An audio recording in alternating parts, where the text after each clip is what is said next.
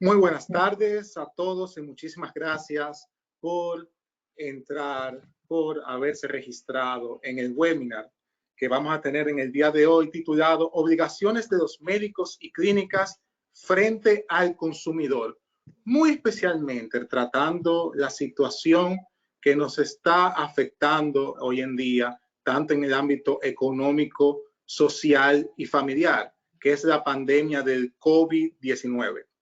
Este es un webinar que viene gracias al programa y ha sido creado y desarrollado gracias al programa Médico Protegido y auspiciado. Tenemos que dar los agradecimientos a las sociedades médicas especializadas, también a las sociedades de ortopedia y traumatología, a los anestesiólogos, a la sociedad de oncología, a sociedades de anestesiología, de neumología y también al Colegio Dominicano de Cirujanos. Para el día de hoy, el programa Médico Protegido, hemos invitado a un amigo, un joven brillante, abogado de los tribunales de la República, egresado de la Universidad Panthéon-Assas en Francia, con estudios de responsabilidad civil, también de España, con especialidad en materia de consumos. Mi amigo Jesús Pérez Marmolejos, de la oficina Pérez Marmolejos, Abogados y Consultores. Buenas tardes, Jesús. Muchas gracias por estar con nosotros. Muy buenas tardes, muchas gracias, Omar, y a toda la teleaudiencia. Ya estamos acostumbrados a decir teleaudiencia por la participación, pero a todos nuestros queridos médicos de la República Dominicana y del mundo. Agradecido la invitación de ustedes, de ti personalmente y a Médicos Protegidos por llevar estos temas a discusión a nivel nacional e internacional. Muy bien, quien les habla, mi nombre, que no me presenté de inicio, yo soy licenciado Juan Omar Leonardo Mejía, de la oficina Mejía y Leonardo, la cual le hace la consultoría jurídica al programa Médico Protegido a nivel nacional, tanto en el ámbito administrativo como en el ámbito litigioso. Y estoy encargado de venir a compartir con ustedes estos webinars que entendemos que son de nuestro interés. Y Jesús, no solamente tenemos médicos registrados, según me informa el área técnica, que es Jonathan, tenemos no solamente médicos, ya tenemos abogados, tenemos estudiantes, tenemos un sinnúmero de personas que prestan interés a estos compartir que nosotros tenemos. Vamos a iniciar el webinar, Jesús. Creo que es interesante, ya que en temas dogmáticos debemos de encuadrar el área del derecho, el área jurídica que nos encontramos, teniendo en cuenta siempre que nuestros interlocutores en su mayoría son médicos, conversando sobre qué es el derecho de consumo, ya que el tema se llama obligaciones de los médicos y clínicas frente al consumidor. El tema central, el tema neurálgico aquí es el derecho de consumo. Entonces, Jonathan, vamos a poner el primer slide que se nos habla sobre qué es el derecho de consumo. Jesús, con tus palabras, ¿podés edificarnos sobre en qué materia nos encontramos y su fundamentación?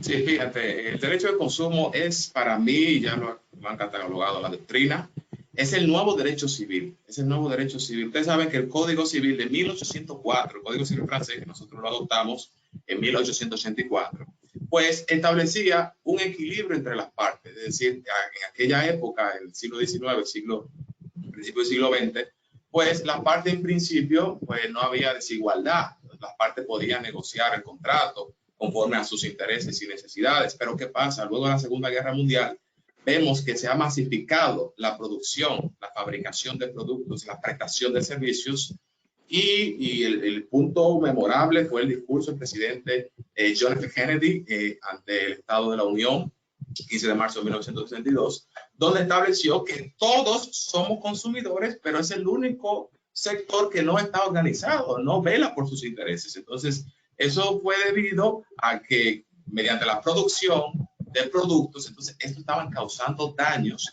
igual con la simetría de información. El consumidor no tenía conocimiento de las características del producto, hay una inferioridad, está el empresario y está el consumidor, una parte débil, la parte vulnerable en la relación de consumo. Por eso, a partir de toda esa ese discurso y todo el movimiento Consumers International, pues todos los 15 de marzo se celebra el Día Mundial de los Derechos del Consumidor. Y la República Dominicana, como antecedentes, tenemos la ley en el gobierno de Juan Bosch de 1963, la ley de control de precios, que fue derogada luego por la ley 358-05, que es la ley que vamos a tratar hoy con respecto al área de la salud, y que ha sido constitucionalizada en el artículo 53, donde establece que todo consumidor tiene derecho a disponer de bienes y servicios de calidad, a una información veraz, oportuna y completa con respecto a las características, los bienes y servicios que se prestan en el mercado, y a ser indemnizado en caso de que se le cause un daño. Entonces, todo este tema de derecho de consumo, pues ha sido constitucionalizado, y el legislador ha querido que haya una proporción entre lo que es el derecho a la salud y también el derecho al consumo. Esa constitucionalización del derecho del consumo nos permitiría abrir la segunda parte. Jonathan, cambia el segundo slide, porque estamos ya entrando de edificar y encuadrar. Ese es el tercer slide, el segundo slide, Jonathan, el que habla sobre los derechos fundamentales. Gracias. Ya esa parte introductoria que tú nos explicas sobre los derechos fundamentales, hay que tener en cuenta de que todos estos desarrollos dogmáticos, todos estos desarrollos legislativos se deben a que el legislador ha entendido de que existen derechos fundamentales que están siendo conculcados, que están siendo vulnerados. Y suena de bastante interés tener en cuenta de que pudiéramos estar hablando de criterios similares. Podemos estar hablando de consumidor y podemos estar hablando de proveedor, pero también aquí los médicos no están acostumbrados a que lo llamen de esa manera. Y cuando hablemos de los sujetos, Jesús, vamos a hablar de cómo tanto el médico como el paciente se puede hablar de consumidor y se puede hablar de proveedor. Pero aquí en esta etapa de los derechos fundamentales, el derecho del consumo, sabemos que los médicos se enmarcan en un ámbito de riesgo. Es una actividad totalmente riesgosa porque el médico en su accionar trata tanto con la salud y por consiguiente con la vida de las personas. Pero esa ley general de consumo que tú mencionaste, que fue promulgada en el 2015 y trajo cambios trascendentales en la materia que nos encontramos de la responsabilidad civil médica, trae otra serie de derechos fundamentales que no son tan básicos ni entendibles para la clase de derecho y para los médicos. Va más allá de simplemente la vida y va más allá simplemente de la salud. ¿Cuáles serían esos derechos, Jesús?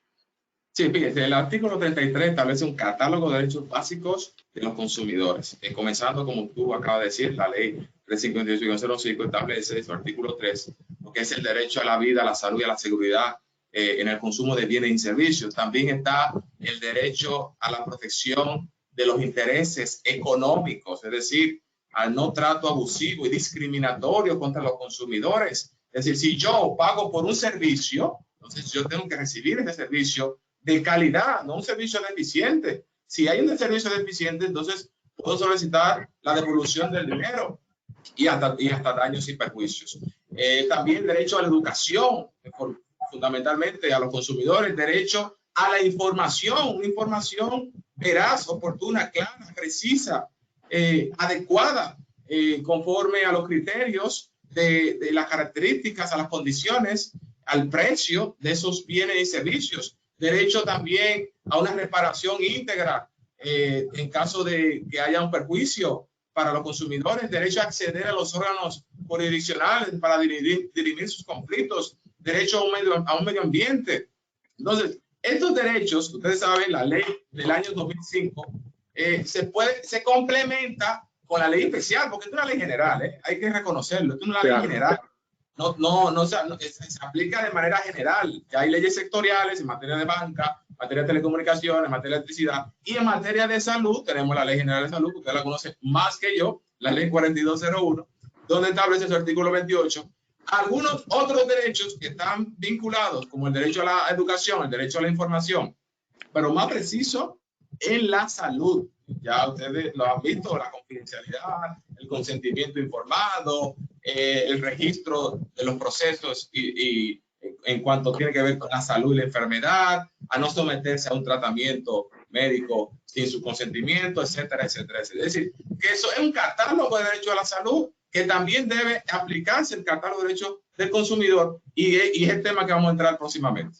Sí, entonces, ya con entrada en vigencia de esa ley 358-05 y unas modificaciones de las tendencias jurisprudenciales que han ocurrido de forma reciente, desde el año 2015 hasta la fecha, podemos mencionar la sentencia 332 de la primera sala de la Suprema Corte de Justicia, podemos mencionar también la sentencia 93 de la primera sala de la Suprema Corte de Justicia, ha venido a traer una serie de cambios de las tendencias jurisprudenciales que van de la mano con esos derechos que el licenciado Jesús Pérez está hablando, que ha traído consigo la Ley General de la Ley de Protección al Consumo, la 358-05. No es una concepción tan simplista como ver de que usted como médico, que sería un proveedor de servicios de salud, y su paciente, que sería el consumidor de los servicios de salud, no simplemente usted se enmarcaría en la protección de derechos fundamentales como la vida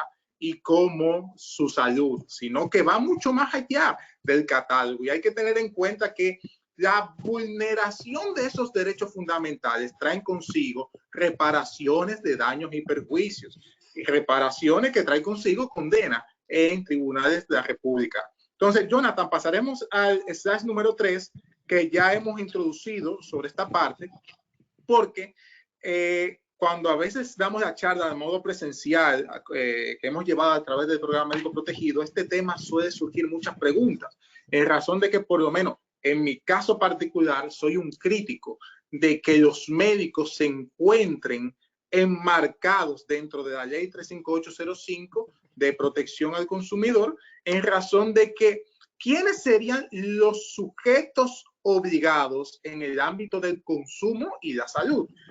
Estaríamos envolviendo bajo los mismos términos y bajo los mismos criterios al médico como proveedor de servicio, a las clínicas también como centros de salud, a los pacientes y también a los consumidores. Jesús, tú como especialista en la materia, ¿ves correcta que es la unificación de los términos o pudiéramos hacer una distinción en el ámbito de la salud?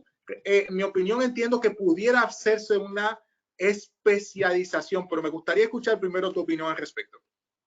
Fíjate, hay que reconocer que todavía la jurisprudencia no ha abordado directamente la ley de consumo, aunque ya los abogados están utilizando esta ley, están conociendo la ley, los jueces también están conociendo esta ley, pero la jurisprudencia de la Suprema Corte de Justicia no ha abordado directamente la ley aplicable al área de salud, Entonces, la ley establece como concepto el consumidor. ¿Qué es un consumidor? Toda persona privada o jurídica que adquiera bienes y servicios para consumo personal, familiar o de grupo social, como destinatario final. Es decir, ahí podemos englobar lo que es un paciente en el área de salud. Ahora bien, cuando habla de proveedor, se refiere a una persona pública o privada que comercializa o presta servicio en el ámbito del mercado, pero a esos consumidores se ve una relación comercial,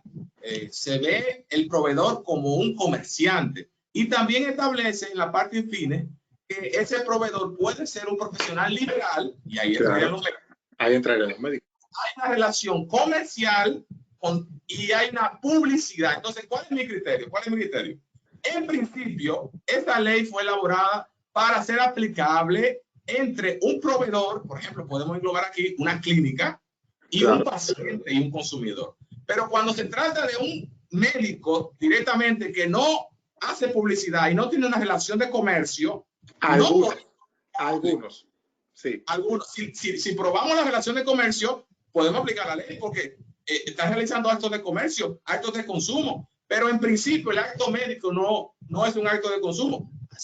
Con la salvedad, si ese médico trabaja para la empresa, entonces se compromete la empresa y se aplica la ley. Entonces, de médico a consumidor, a paciente, en principio no se aplica la ley, pero ¿qué pasa? Y lo vamos a ver más adelante. El artículo 102 dice, todo daño a la persona o a su patrimonio. No dice todo daño al consumidor o a su patrimonio y le establece más muy fuerte contra los médicos y contra los centros, porque, y lo vamos a ver más adelante, habla de responsabilidad afectiva, habla de la solidaridad. Es un tema que al final va a ser la jurisprudencia. Yo entiendo particularmente que si el médico no ejerce actos de comercio y no tiene una publicidad, como por ejemplo lo hacen los cirujanos, como lo hacen los odontólogos, que sí hay una publicidad para captar clientes, hay una marca, entonces ahí no entraría el médico per se a esa ley. Se aplicaría el Código Civil y la Ley General de Salud. Perfecto. Hay que tener en cuenta a todos nuestros interlocutores de que estamos haciendo un marco de entendimiento, un marco dogmático para entrar al tema principal. ¿Cuál es el tema principal? Todos estos criterios que estamos hablando, ya le hemos explicado hasta aquí sobre qué es el derecho de consumo, los derechos fundamentales que se ven envueltos en el derecho de consumo, los sujetos obligados, pero todo esto terminaremos hablando de que qué pasaría con todo esto que estamos diciendo en el ámbito que nos encontramos, que es en medio de una pandemia desde el COVID-19. Pero antes de llegar allí, nos falta un último tema, que es, Jonathan, la próxima diapositiva, que es en términos normales, en situaciones cotidianas, ¿cómo un médico compromete su responsabilidad civil y los centros de salud también, las clínicas? Es importante, vamos a tratar ese tema, a la luz de la ley 35805. Es bueno tener en cuenta y establecer de que para que usted como médico comprometa su responsabilidad civil, tiene que materializarse 3 criterios fundamentales. Usted tiene que cometer una falta. Esa falta en esta materia podemos hablar que es una ausencia, una falta a los deberes de cuidado. En el ámbito de la salud, esos deberes de cuidado se refiere a una falta de la lex artis, es decir, a los protocolos preestablecidos para realizar una determinada actuación.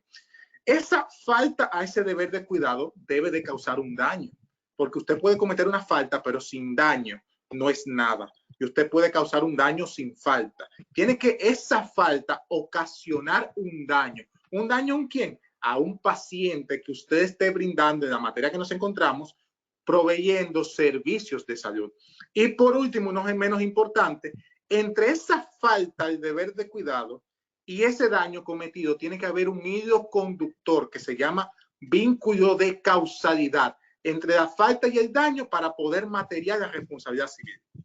Cuando se dice que usted como médico o como clínica compromete su responsabilidad civil, es que el tribunal determinó que usted ha cometido una falta, un daño y un vínculo de causalidad. Pero hay que tener en cuenta, estamos dentro de un ámbito especial. Ese ámbito especial que trae la Ley General de Consumo tiene algunas peculiaridades que, Jesús, ese es en materia de derecho civil. En materia de la Ley 35805, ¿cuál sería la tratativa, tanto como para médicos como para clínicas y su compromiso y cómo esto comprometería su responsabilidad? En materia de consumo, porque es una actividad de riesgo, en materia de consumo, habla de si hay un vicio, un defecto en un producto o en la prestación de un servicio, que aquí entraría el servicio médico, el servicio de salud. Entonces, el proveedor, en este caso la persona responsable, comprometerá su responsabilidad. ¿Y cuáles son los requisitos? Bueno, habría que probar el defecto. Aquí ya no hablamos de falta, porque la misma ley dice defecto. Es una responsabilidad objetiva de pleno derecho. ¿Eso qué significa? Por ejemplo, que solamente el consumidor tendría que probar que hubo ese hecho, que se me causó un daño y que hay un vínculo de causalidad entre ese hecho y ese daño. Yo no tengo que probar falta, como el Código Civil. Solamente la vinculación con ese hecho. Ahora bien, yo entiendo, y lo tiene que determinar la jurisprudencia, que no ha llegado todavía a estudiar esta parte, que el consumidor debe probar un defecto del servicio. ¿Cómo un defecto del servicio? Por ejemplo, un defecto de organización, un incorrecto funcionamiento del servicio, un servicio deficiente, defectuoso. En principio, probar que es un servicio defectuoso, en principio, por ejemplo, una infección nosocomial. ¿Cómo yo pruebo el consumidor solamente tiene que probar que lo operaron y que hubo un daño y que ese daño se produjo en la operación. Le toca entonces, y aquí vemos la carga dinámica de la prueba, entonces, como el proveedor, el centro, tendría que probar que cumplió todo el protocolo. Pero ¿qué pasa? En España, lamentablemente, aunque el centro pruebe que cumplió con todos los protocolos para garantizar la asepsia, en principio una responsabilidad objetiva. Él entró ahí y salió con una infección. Así de simple, porque no se requiere de probar la falta. Es un nivel muy garantista para los consumidores, que yo entiendo en ese ámbito se aplica para los centros y los proveedores, los médicos que hayan hecho pues una relación comercial y una publicidad frente a los consumidores. Como un médico, por ejemplo, que aquí se da mucho. Déjame, yo voy a utilizar este espacio de esta clínica para yo operar, yo no tengo relación con el centro médico, etcétera. Pero ¿qué pasa? La misma ley establece que todas las personas que intervienen en este proceso son solidariamente responsables. Es muy fuerte eso, te está diciendo a ti que cualquier situación que se dé de daño, que provoca daños, va a condenar al médico conjuntamente con el centro. Y dice, por lo menos a nivel civil, en la jurisprudencia, y tú la sabes más que yo, ha habido una distinción entre lo que son las faltas del médico y las faltas del centro médico. Por aquí no hablamos de falta, aquí hablamos de una responsabilidad objetiva. Entonces, probar el defecto, probar el daño, el nexo de causalidad, que entendemos es mucho más fácil que probar la falta. Sí, esa distinción de cuándo pudiera verse comprometida la responsabilidad civil de la clínica independientemente de los médicos, lo vemos, esa distinción la hizo la jurisprudencia en la sentencia 332 y marcó claramente, por ejemplo, que aquel paciente que llega al centro de salud por emergencia, inmediatamente se perfecciona un contrato directo entre el centro de salud y el paciente. ¿Por qué? Porque el paciente que llega por emergencia no hace una elección de los médicos, de los emergenciólogos, de las enfermeras que están ahí prestando el servicio de emergencia. Muy distinto sería que el servicio de salud es prestado en un consultorio que se encuentra alquilado de forma privada a un médico, que ahí la jurisprudencia ha sido constante de que las clínicas no existe un lazo comitente preposee de lo que hace un médico en los consultorios privados. Ahora, y te devuelvo la palabra, Jesús, estamos de acuerdo de que esta ley tan fuerte, 358-05, utilizar el término que utiliza es defecto del producto. Y hacer, y esto conllevaría a todo otro webinar, poder distinguir de que si ese defecto del producto se es asimilable al criterio de ausencia de la actuación de la lex artis. Entonces, como usted, creo que estamos de acuerdo, y la jurisprudencia internacional que hemos visto en Francia, en España, ha aplicado esta ley más a centros de salud que a médicos, pero como quiero que expliques esa parte, existe a toda persona que interviene en la cadena de prestación de ese servicio puede ser solidariamente condenable. Y en palabras sencillas para nuestros médicos, antes de pasar al último tema, que es para tratar el COVID, ¿qué sería la responsabilidad civil objetiva que trae la ley 35805, Jesús?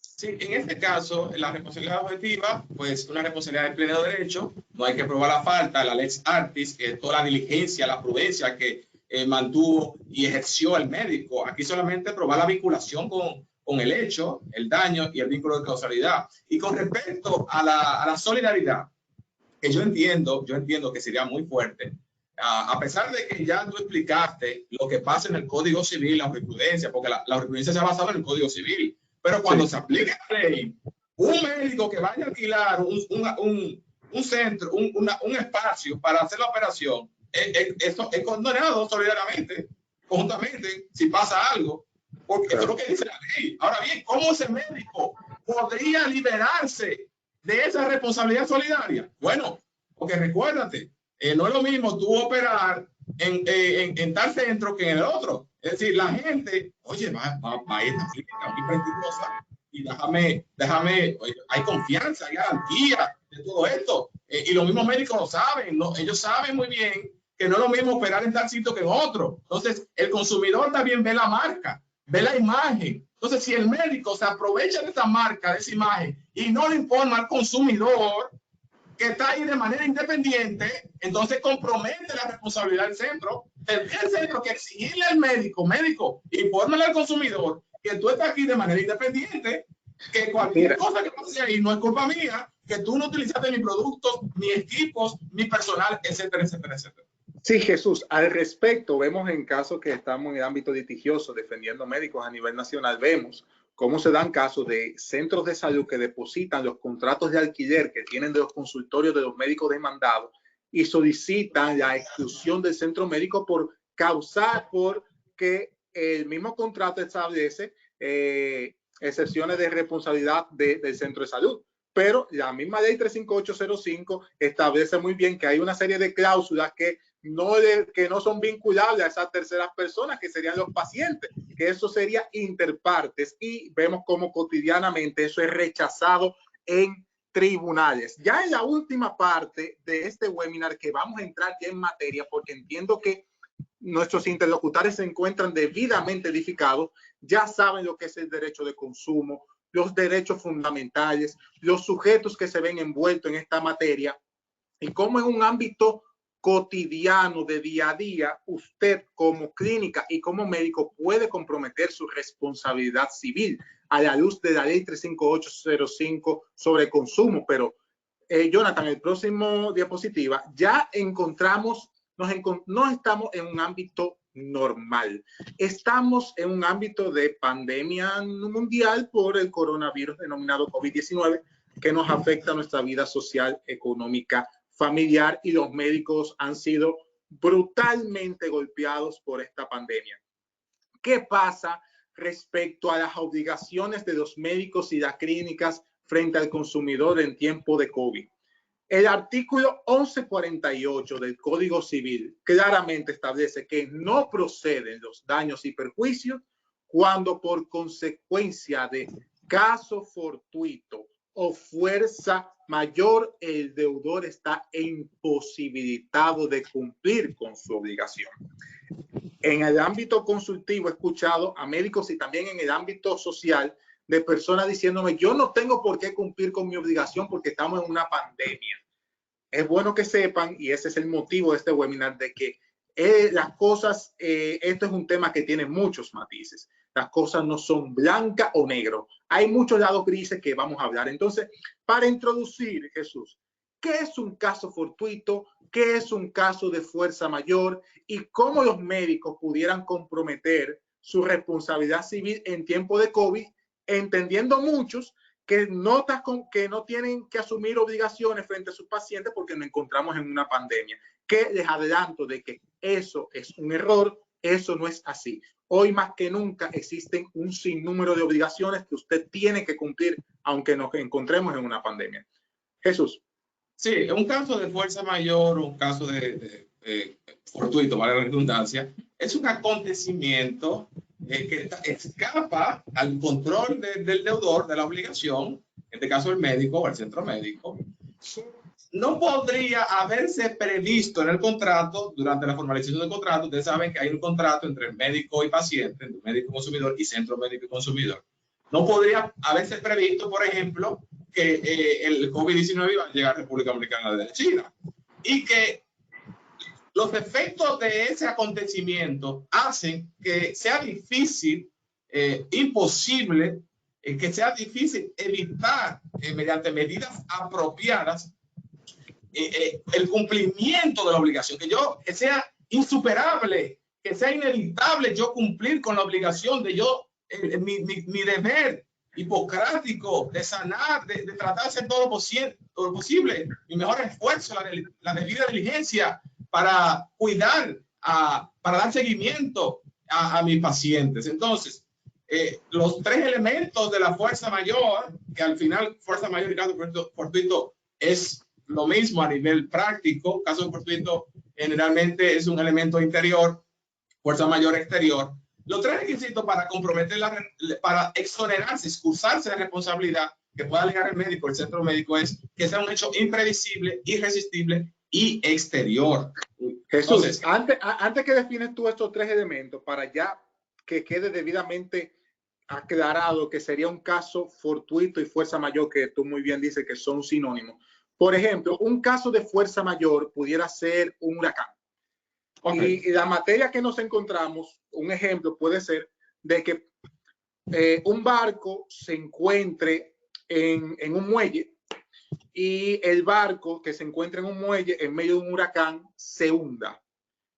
Y puede ser que se dé una demanda en reclamo de la reparación de daño y perjuicio por el hundimiento de ese barco. Y usted dirá, bueno, yo me encontraba en una situación de fuerza mayor porque fue un huracán que lo hundió.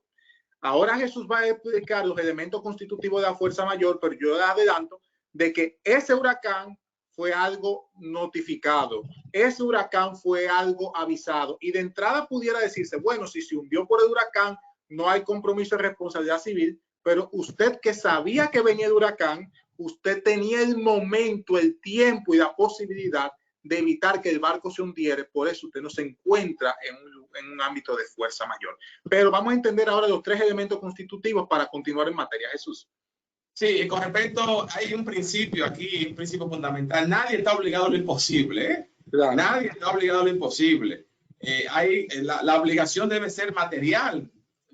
Puede hacerse, que se pueda manifestar, ejecutar. Entonces, los requisitos para comprometer, para invocar la fuerza mayor, y hemos visto ya en otros países cómo ha habido peste, ha habido ébola, ha habido gripe H1N1, chikungunya, dengue, y cómo la jurisprudencia francesa ha dicho que en caso preciso, porque esto hay que analizarlo caso por caso, estamos hablando de principios generales, hay que ver las circunstancias del hecho. No es lo mismo en Puerto Plata, en Santo Domingo, que en San Juan de la Maguana, que en Higüey, no es lo mismo. Hay que ver cuál es el centro, cuáles fueron las circunstancias, las condiciones específicas. Entonces, requisito imprevisible, es decir, normalmente no primer requisito, que sea algo imprevisible. Okay. La imprevisibilidad, el deudor, las partes no podían prever normalmente que ese acontecimiento iba a ocurrir durante la conclusión del contrato. Es decir, estamos firmando y no podíamos prever razonablemente, como personas razonables, que eso podía llegar a la República Dominicana. Irresistible, es decir, que yo... Segundo elemento, irresistible. Que ese acontecimiento impida que yo ejecute mi obligación. Como por ejemplo el médico está impedido de ir al centro a cumplir con sus deberes profesionales. Bueno, es irresistible que yo vaya al centro. Yo puedo tomar, incluso el estado de emergencia le permite a los médicos ir a su centro médico y ejercer su labor médica.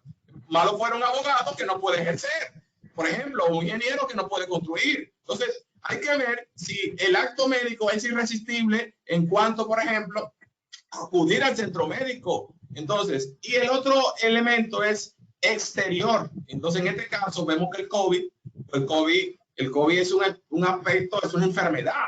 Entonces, en principio, pues, es un elemento que no, en principio, hay que ver si es imprevisible, irresistible y exterior. Entonces, en este caso es una enfermedad interior, no sería exterior. Pero bueno, ya la jurisprudencia francesa excluyó la exterioridad. Es decir, yo, por ejemplo, puedo alegar, si estoy enfermo, puedo cancelar un contrato porque tengo un elemento de fuerza mayor, el COVID-19, me contagiaron el COVID-19. Así lo hizo ahora un juez francés que dijo, oye, en derecho migratorio, esta persona no puede acudir a la audiencia porque es posible que esté contagiado, que tenga el COVID-19, por consiguiente, no, hay un elemento que exonera en ese caso de acudir a la audiencia. Sí, sobre los tres elementos de la fuerza mayor que recalco, que son exterioridad, que sea algo exterior, que sea algo imprevisible y que sea algo irresistible. La jurisprudencia, esto ha ocurrido en otros países, con COVID-19 no hay jurisprudencia, habrá muchísimas, pero de entrada tenemos que tratar de hacer las similitudes con otros tipos de enfermedades. Por ejemplo, el caso de dengue, que tenemos jurisprudencia constante al respecto. Por ejemplo, el caso de dengue es una situación que es externa porque es una enfermedad, pero el elemento de la imprevisibilidad, que sea imprevisible, entiendo que no enmarcaría lo que es el criterio de fuerza mayor, ya que todos los años, en los mismos periodos de tiempo, hay un brote de dengue. Entonces, usted decir que no pudo cumplir con su obligación por una fuerza mayor, ya que nos encontramos en una enfermedad, se cumple el criterio de exterioridad, pero el criterio de la imprevisibilidad no aplicaría. Habría que hacer ese análisis respecto al COVID-19. Pudiera hacerlo también respecto a la irresistibilidad. Usted me dirá, bueno, el COVID-19 es una situación externa, no hay ningún tipo de discusión, pero todo el mundo sabe de la existencia del COVID-19 desde diciembre del año 2019. Desde enero ya vemos que está avanzando y el primer caso llega el 1 de marzo a la República Dominicana. Usted, por ejemplo, médico, que está en un seguimiento a una paciente que va a ser, que entiende que va a ser, que va a dar a luz, que usted tiene un seguimiento de 9 meses y hay alguna situación que trae consigo algún tipo de daño a esa paciente, usted podrá decir que es una situación imprevisible el hecho de que a esa paciente se vea envuelto en una situación vinculada al COVID cuando ya usted tiene 9 meses de seguimiento y sabe que desde el 1 de marzo se encuentra aquí en el país. Eso es un tema a tener en cuenta. El criterio de la irresistibilidad en materia de COVID-19, creo que eso será un tema, Jesús, de estudio en tribunales. ¿Por qué? Porque usted me dirá, bueno, esto es irresistible, esa consecuencia fatal del COVID-19, habría que ver. Habría que ver, nos encontramos actualmente en República Dominicana, según los datos del Ministerio de Salud, en un 4% de mortalidad. Estamos en la OMS establece que el 80% se recupera sin ningún tipo de medicación especial y más de un 90% se medicado, superaría la enfermedad. El hecho de la irresistibilidad tendría que analizarse de forma casuística. De que el COVID es externo no hay problema. De que es imprevisible tiene que ser de forma casuística, analizar cuándo se materializó ese contrato médico-paciente y qué tuvo en sus manos para poder determinar si nos encontramos o no dentro de una causal de fuerza mayor. Y la irresistibilidad, hay que ver las condiciones mórbidas del paciente, en qué condiciones llega ese paciente al centro de salud y los tratamientos dados. Jesús. Sí, una puntualización muy bien en la irresistibilidad, que es el elemento key, el key punto aquí en este caso, es que hay que tomar en cuenta que los médicos en los centros tienen deberes profesionales, deberes en la ética, etcétera, etcétera, etcétera. Entonces, desde el punto de vista del consumidor, lo que se procura es que ese proveedor informe al consumidor sobre lo que está pasando, la situación que está pasando. Mira, yo no puedo asistir o yo no puedo darte este servicio por esto y por lo otro, porque puede haber una suspensión del servicio por las medidas que han tomado, no solamente el COVID-19, sino también el decreto de estado de emergencia, donde hay, bueno, en el área médica no se aplica en su amplitud, pero sí en otras áreas. Entonces, ¿qué tiene que hacer el médico? El médico, en caso de que se vea imposibilitado de cumplir con su obligación de tratamiento, de cuidado, de vigilancia, etcétera, etcétera, tiene que informar al consumidor esto, al paciente, y tiene que presentar medidas alternativas para mitigar los daños. Muy importante. Muy importante. Tiene que buscar las alternativas. Si este paciente llegó a mi centro médico y yo estoy full, es decir, hay capacidad 100%, ¿qué usted puede hacer? Usted tiene que actuar de manera diligente y tramitar eso a otro centro médico o a las autoridades competentes para que se mitiguen los daños, pero no mostrarse de manera indiferente, Y lo ha dicho la Suprema Corte de Justicia, las emergencias es muy importante, hay que estabilizar el paciente. Primero está el deber y luego está lo oneroso. Primero está el deber y luego está lo oneroso. Entonces, hay que buscar las alternativas, estabilizo al paciente, y lo llevo a otro centro, porque eso se va a mandar un juez. Si usted fue negligente y prudente, para usted, por ejemplo, comprometer su responsabilidad en un daño que se le causó a ese paciente. Para terminar, te traje para conversar contigo 4 casos que lo voy a conversar y te daré la palabra para escuchar tu opinión. Entendemos que caso de COVID-19 que no comprometería los criterios de exterioridad, imprevisibilidad e irresistibilidad que hemos conversado y que muy bien ha definido Jesús. Por ejemplo, el primer caso, una alta médica indebida.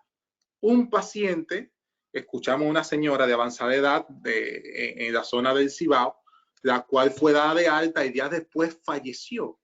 A esa paciente que fue dada de alta, que se encontraba bajo el control, bajo los cuidados del Estado y de la clínica, en este caso, fue dada de alta y días después falleció. El criterio de que el COVID-19 sea una nueva enfermedad haría imprevisible o irresistible esa condición. Los estudios previos que debían de hacer de esa paciente antes de darle de alta pudieran haber evitado el fallecimiento y nos encontraríamos ahí en no un caso de fuerza mayor. Otro caso, falta de información a los pacientes que se les está suministrando la hidroxicloroquina y el remdesivir. Hay casos donde hay poco tiempo y hay una causal excluyente de cualquier tipo de responsabilidad civil, que es cuando usted como médico está en medio de salvar una vida, usted está en un ámbito totalmente excepcional, que hay muchísimos requisitos que usted no tiene que cumplir, porque la vida se encuentra por encima de todo. Nadie le obligaría a usted a tener que ir a firmar un consentimiento informado cuando usted está en una cuestión de que su actuación debe minutos, es una cuestión inmediata salvaguardar esa vida. Pero si usted tiene tiempo, esto es una enfermedad que sabemos de personas que han durado 15, 20, 21 días en un área de cuidados intensivos, en un área no de cuidados intensivos, sino de hospitalización. Ese suministro de hidroxicloroquina, ese suministro de remdesivir, que sabemos los efectos secundarios, por ejemplo, un efecto cardíaco que tiene uno de estos respecto al paciente. Usted está exonerado es una fuerza mayor no dar ese derecho de información que muy bien explicó Jesús como un derecho fundamental antes de brindar ese tipo de medicación. Tercero, y ahí te doy la palabra, Jesús, son 4.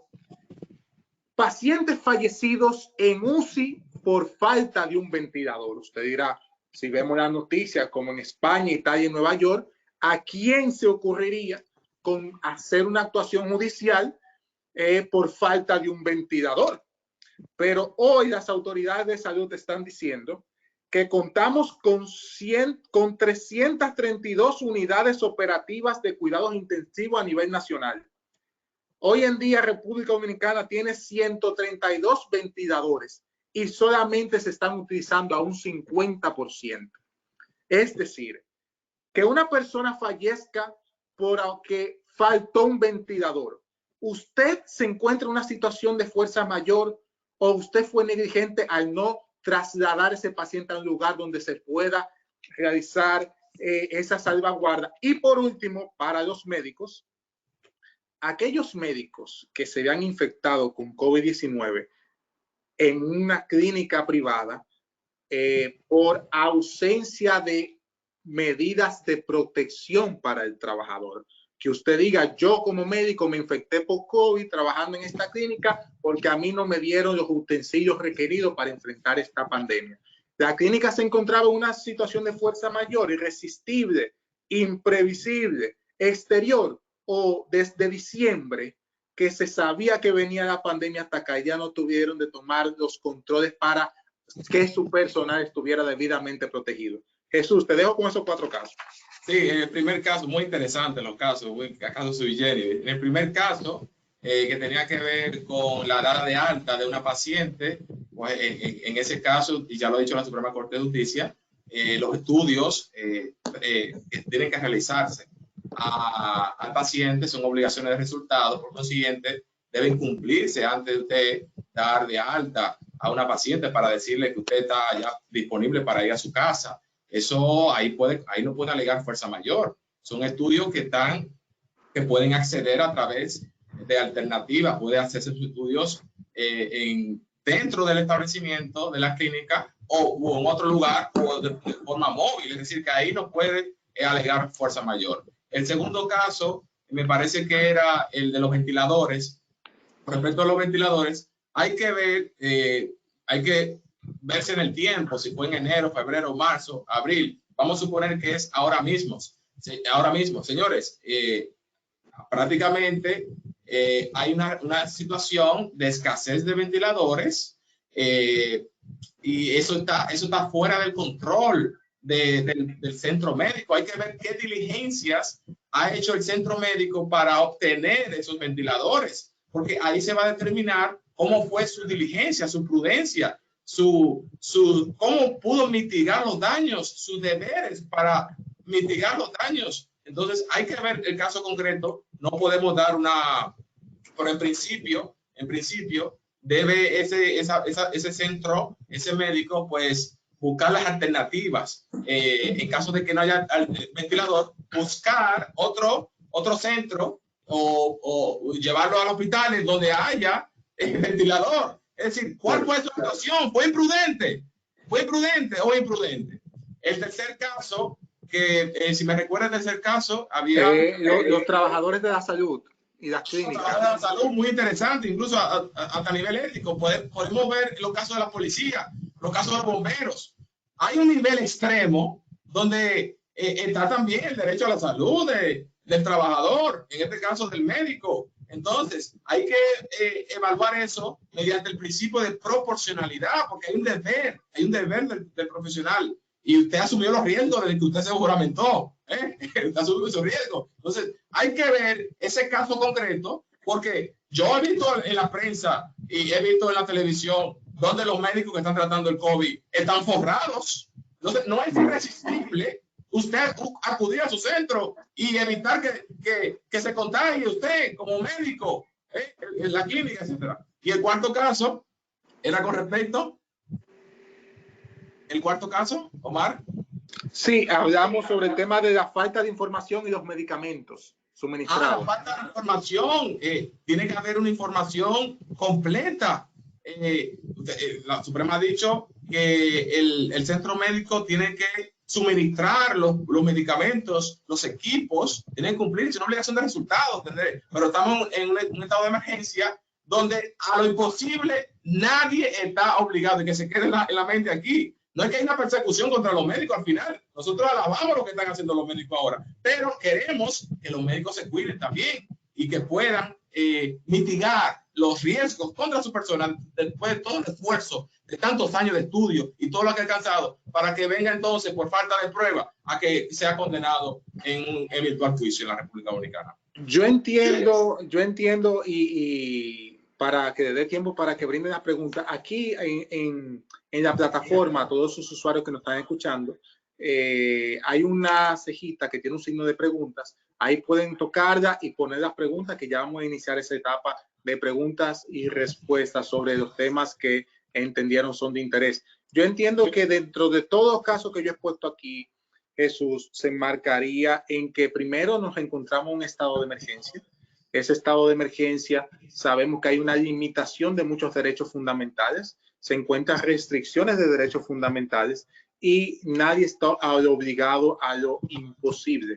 Los médicos hoy en día se encuentran en primera línea de batalla a los fines de tratar de salvaguardar las vidas. Y esos 4 casos que estamos poniendo aquí se enmarcan más en cuáles serían las discusiones que hubiera en tribunales. Con esos 4 casos no hago ninguna afirmación de que habrán condenas por eso, sino discusiones fuertes en tribunales, en razón de que esto del COVID-19 se va a manejar de forma casuística y usted como médico, usted como centro de salud, tendrá que tomar las previsiones del lugar para saber en qué marco usted se encuentra y cómo usted, qué entiendo que en la mayoría de los casos usted no comprometería su responsabilidad civil por encontrar un estado de emergencia, pero hay ciertas situaciones que debe de tener en cuenta porque se encuentran enmarcados dentro del derecho del consumo. Una primera pregunta, Jesús, que me llega aquí, es sobre que mencioné la sentencia 332 de la Suprema Corte de Justicia y cuáles serían las modificaciones que traigo. Yo puedo responder esa pregunta y les exhorto a los que están conectados de que si tienen alguna pregunta pueden escribir y con gusto se vamos a responder. Primero, la sentencia 332 fue aquella del 6 de junio del año 2015 emitida por la primera sala de la Suprema Corte de Justicia, la cual trajo consigo un cambio a la jurisprudencia dominicana en materia de responsabilidad civil médica. Lo primero es que modificó el criterio de que solamente usted como médico comprometería su responsabilidad civil a través de obligaciones de medios, es decir, actuando de forma prudente y diligente. Esa jurisprudencia estableció de que usted como médico puede comprometer su responsabilidad civil mediante obligaciones tanto de medios como de resultado y que eso sería un análisis aleatorio de forma casuística. También esa interesante sentencia nos dijo que desde el mismo momento de que un centro de salud acepta voluntariamente a un paciente, se perfecciona entre esto un contrato de hospitalización, naciendo este contrato una serie de obligaciones de seguridad, que estas obligaciones de seguridad muchas son de medios y otras son de resultados, y también estableció de que los derechos fundamentales son un elemento inerte, un elemento sumamente importante en esta materia de responsabilidad civil en el ámbito de la salud, va más allá de los intereses envueltos entre las partes. Jesús, vamos viendo aquí, ¿qué te opinas sobre esa sentencia 332? Sí, es que se me pasó el tema que ahora fue que me recordé, el del medicamento de la hidroxicloroquina. Sí, por favor. Sí, fíjense, el mundo está buscando una solución a este COVID-19. Entonces, hemos visto el protocolo que ha llevado el Ministerio de Salud Pública. Hemos visto el protocolo, el consentimiento informado. Lo que tiene que hacer el médico aquí, el centro médico, público o privado, es comunicar adecuadamente sobre los riesgos que puede tener ese medicamento y las alternativas. Si usted recuerden el principio de autonomía del paciente, ya no estamos en que el médico es el Dios, como al inicio del siglo XX, que el médico lo podía todo. No, hay que respetar al paciente. Que el deber tiene un límite, es la autonomía del paciente. Si el paciente no quiere ese medicamento, pues no se somete, pero no pueden venir los familiares después. No, que hay un servicio defectuoso. No, imposible. Ya usted tiene su prueba de que fue firmado el consentimiento informado. Y no solamente ese papelito que fue informado, no. Que usted comunicó al paciente, a la familia, que él pudo comprender los efectos de ese tratamiento y dio usted alternativas también. Quédese en su casa. Usted no quiere medicamento, quédese en su casa. Hay alternativas. Entonces, hay que buscar que el consumidor comprenda que hay conocimiento de causa. Y eso es lo que dice la ley. Eso es lo que quiere del médico la ley. Ya si el paciente lo autoriza, pues ya está muy bien. No compromete su responsabilidad el médico. Si no hay otra cosa de diligencia en el acto médico. Tenemos dos preguntas. La primera pregunta describe la señora Cheida, que dice: ¿procedería una demanda de algún paciente que asegure haberse contagiado de COVID-19 en nuestras clínicas o consulta? Jesús. Bueno, hay que probar el lazo de causalidad ahí. Oye, yo puedo contagiarme saliendo de mi casa. Entonces, ¿cómo tú me vas a achacar a mí, a mi centro médico, al centro médico, que yo me contaminé? Bueno, si usted puede hacer magia, bienvenido sea, pero es muy difícil tener el vínculo de causalidad de que fue ese centro que usted se contaminó. Es muy difícil, ya que estamos en una enfermedad con un tiempo de curación de 14 días, donde usted podrá entender que fue en ese lugar, pero pudo haber sido en cualquier otro lugar. Así que, en principio, con presunciones, una clínica no sería condenada por eso. Usted tiene que probar esa situación que de entrada vemos muy difícil. La segunda pregunta que tenemos, Jesús, es de Manuel de Jesús, que dice, si yo como médico atiendo a un paciente con COVID-19 y cumplo el protocolo, pero el paciente muere, aún así haría justicia. Yo respondo a esa, Jesús. Te doy la palabra. Mire, yo siempre he dicho de que usted como médico no puede evitar que lo demanden. ¿Por qué? Porque la forma mediante la cual las personas dirimen los conflictos de forma civilizada es acudiendo de un tercero para que lo decida. El derecho a ir a la justicia es un derecho. Ahora bien, lo que hay que evitar es que usted lo condenen, no que lo demanden. Y si, como usted bien está dicho, usted está diciendo, señor Manuel de Jesús, si un paciente que usted lo trata cumple con el protocolo y aún así muere, nadie está obligado a lo imposible. Solamente hay que demostrar que usted cumplió con el protocolo y usted no comprometerá su responsabilidad civil. Teniendo en cuenta la dificultad en esta materia, porque el juez se vería en las manos de analizar cuál protocolo habría que cumplir, ¿verdad, Jesús? En materia de COVID-19. Tiene que estar actualizado, tiene que estar actualizado ese médico con respecto al procedimiento a seguir conforme a la ley Artis ad hoc. Lo que el juez va a ver es su prudencia, su diligencia de vida en este caso. Recuérdense que usted tiene una obligación de medios. Usted no puede garantizar la salud de una persona. Que yo sepa hasta el momento, todavía no. Pero es una obligación de usted hacer todo lo posible para cuidar, para sanar a esta persona, pero no puede garantizar un resultado, como si pasa en otra materia, como si fuera la odontología, o por ejemplo la cirugía, etcétera, etcétera, etcétera. Sí, y ya para concluir, Jesús, para responder esa parte, nadie está obligado a lo imposible. En esta materia, en la pandemia que nos encontramos, hay muchos elementos que usted podrá protegerse, pero aquí en este webinar hemos intentado traer luz sobre la materia de consumo. Hemos explicado qué es el derecho de consumo, los derechos fundamentales que se ven envueltos en esta materia, los sujetos obligados, la responsabilidad civil que se encuentra en esta legislación especial y el caso del COVID-19, si los elementos de exterioridad, imprevisibilidad e irresistibilidad pueden enmarcarse para que se establezca de que el COVID-19 es una fuerza mayor, caso fortuito, que no traerá consigo compromiso de responsabilidad civil. Estamos concluyendo para establecer de que eso se va a manejar de forma casuística en tribunales en caso de que llegue a algún proceso judicial, pero hay que tener en cuenta de que los médicos se les debe de reconocer mediante un principio de razonabilidad de que se encuentra en primera línea de batalla salvaguardando nuestros derechos de salud. Jesús, ya para concluir, ¿alguna exhortación al final? Sí, tratar en este tiempo de excepción, ya espero que termine pronto, por lo menos ya este estado de emergencia, tratar de mitigar los daños. Ustedes como médicos buscar siempre las alternativas posibles con respecto a la situación que se les plantea, porque eso es lo que se va a evaluar, la diligencia suya frente a la situación concreta. Agradecer a Médico Protegido, al doctor Omar Leonardo, y a todos ustedes por participar en este webinar. Muchísimas gracias, estamos siempre a la orden.